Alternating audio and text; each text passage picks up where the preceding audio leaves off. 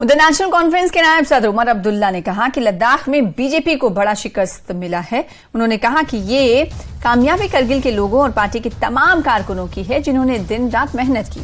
उमर अब्दुल्ला ने कहा कि मरकजी हुकूमत और बीजेपी वादी में इंतखाबात कराने से खौफजदा है और ये मैंडेट आवाम की ख्वाहिश थी।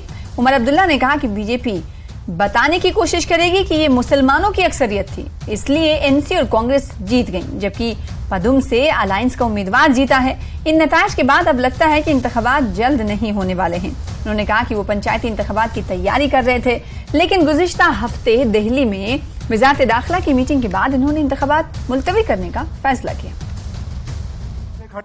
आपकी वसादत से मैं करगिल के अवाम का शुक्रिया करना चाहता हूं। जिस तरह उन्होंने नेशनल कॉन्फ्रेंस और नेशनल कॉन्फ्रेंस के साथ मिलके कांग्रेस को जो मैंडेट दिया और जो भारी हार का सामना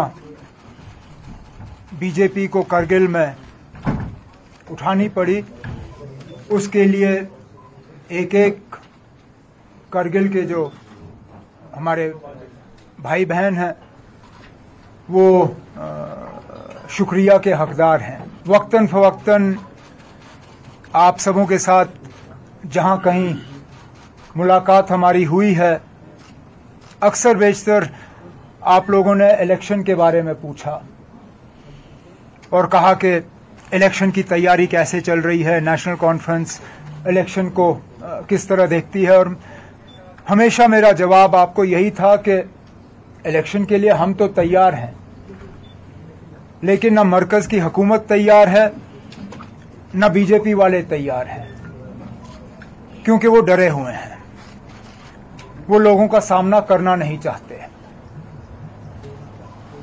आज सबूत आपके सामने है।